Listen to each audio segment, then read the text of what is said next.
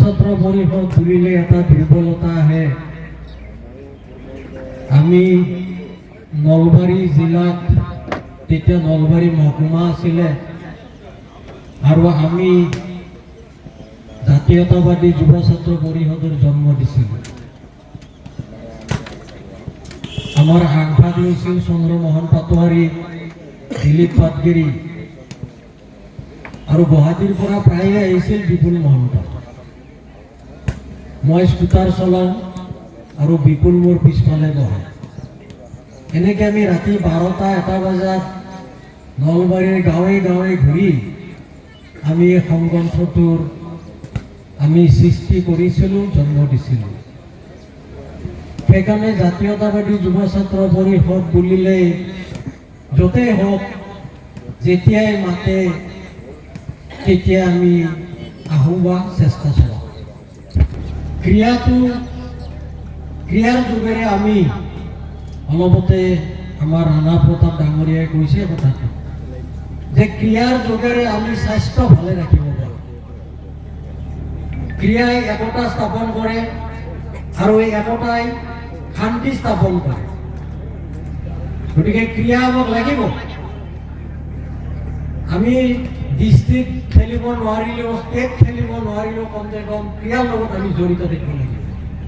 এতিয়া আমি নিৰোগী হৈ থাকিব পাৰিম। আজিৰ দিনত আমি যিটোকে স্বাস্থ্য ক্ষেত্ৰত জড়িত, আমি লক্ষ্য ৰাখিছোঁ যে চব মানুহৰে বেমাৰ, মানে বেমাৰ নোহোৱা মানুহে নাই। হয় প্ৰেছাৰ আছে, নহয় ডায়েবেটিছ আছে, নহয় হাৰ্টৰ প্ৰব্লেম আছে, নহয় ভৰিৰ বিষ আছে, নহয় কঁকালৰ বিষ আছে, কিবা নহয় কিবা এটা আছে। আমি সুস্থ থাকিব লাগিব। আমি সুস্থ থকাৰ কাৰণে আমি ক্ৰিয়াৰ লগত জড়িত হওঁ। আমি চাইকেল চলাটো ক্ৰিয়া, আমি খোজ কঢ়াটো এটা ক্ৰিয়া, আমি সুইমিং কৰাটো এটা ক্ৰিয়া। এজন সুস্থ ব্যক্তিয়ে যদি প্ৰতিদিনে 10,000টা ষ্টেপ কাঢ়িব পাৰে, তাৰ কোনো বেমাৰ নাই।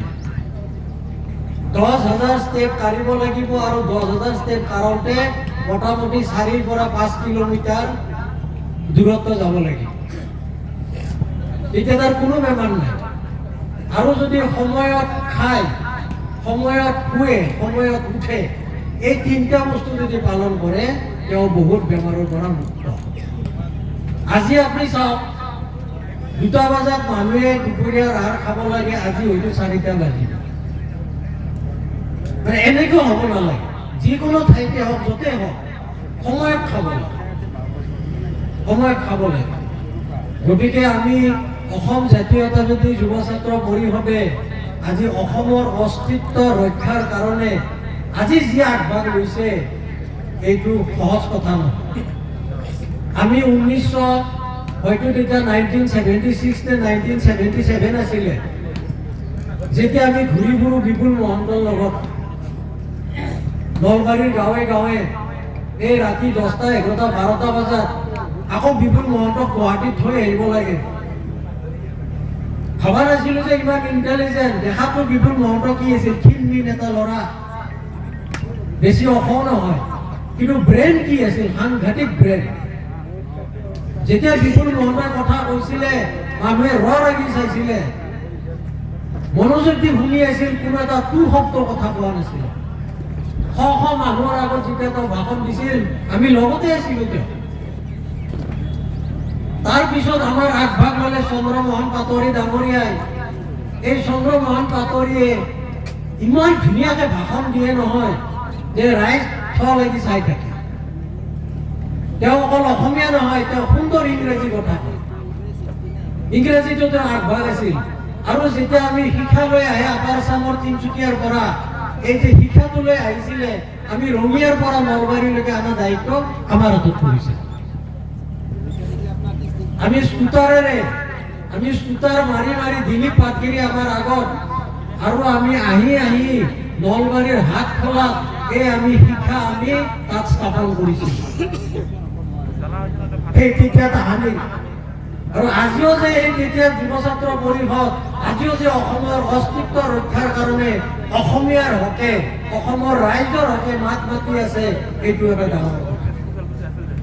গতিকে আপোনালোকে সকলোৱে এই জাতীয় সংগঠনটোক সদায় শ্ৰদ্ধা ভক্তি কৰিব, কাৰণ অসমৰ হৈ মাত মাতিব লাগিলে ছাত্ৰ সংগঠনে মাত মাতিব লাগিব, নহ'লে অসম যাব ৰহাতলে।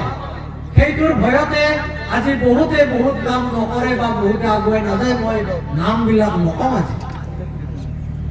এই ছাত্ৰ সংগঠনৰ ভয়তে বহুতে বহুত কাম নকৰে। অসমীয়া জাতিৰ অসমীয়া ৰাইজৰ আস্থা এতিয়াও আছে অসম জাতীয়তাবাদী যুৱ ছাত্ৰ পৰিষদ বা সদৌ অসম ছাত্ৰ সন্থা। গতিকে এনেকুৱা সংগঠনে আজি ক্ৰীড়াৰ ক্ষেত্ৰত আগবঢ়াই লৈ গৈছে। আজি ভৱেন্দ্ৰ বৰুৱা নাট প্ৰতিযোগিতা, শিশু নাট প্ৰতিযোগিতা নলবাৰীত প্ৰতি বছৰে হয়, আৰু এইখন কেন্দ্ৰীয় কমিটিয়ে আজি আমাক নলবাৰীত আমাক দিছে। আমি কেন্দ্ৰীয় কমিটিৰ ওপৰত আমি ধন্যবাদ জ্ঞাপন কৰিছোঁ। মই ৰাণা প্ৰতাপ বৰুৱাদেৱক বহুত মিটিঙত পাইছোঁ, আৰু বহুত অসম জাতীয়তাবাদী পলাশ চাংমাইক আমি বহুত মিটিঙত আমি মিটিং কৰিছোঁ। গতিকে আমি সকলোৱে মিলিজুলি এই জাতীয় সংগঠনটোক আমি আগুৱাই নিব লাগিব। আৰু আজিৰ এই যিখন খেল আহিছে তেজপুৰ আৰু মঙলদৈ, তেজপুৰ বোধহয় তেজপুৰ মৰিগাঁও, মই আপোনালোককো শুভেচ্ছা জ্ঞাপন কৰিছোঁ। কাৰণ অসম জাতীয়তাবাদী যুৱ ছাত্ৰ পৰিষদৰ উদ্যোগত এই পুলক চৌধুৰী সোঁৱৰণীত ভলীবল খেলি যদি আপোনালোকে ৰাজ্যৰ প্ৰতিনিধিত্ব কৰিব পাৰে, দেশক প্ৰতিনিধিত্ব কৰিব পাৰে, তে চবকে আনন্দিত হ'ব অসম জাতীয়তাবাদী যুৱ ছাত্ৰ পৰিষদ। যে কমচে কম এটা প্লেয়াৰকতো অসমৰ আমি পঠালোঁ বাহিৰত। এটা প্লেয়াৰে যেতিয়া বাহিৰত খেলিব যাব, ভাৰতীয় হৈ ৰিপ্ৰেজেণ্ট কৰিব, অসমৰ হৈ ৰিপ্ৰেজেণ্ট কৰিব, তেওঁৰ জাৰ্চিত লিখা থাকিব অসম।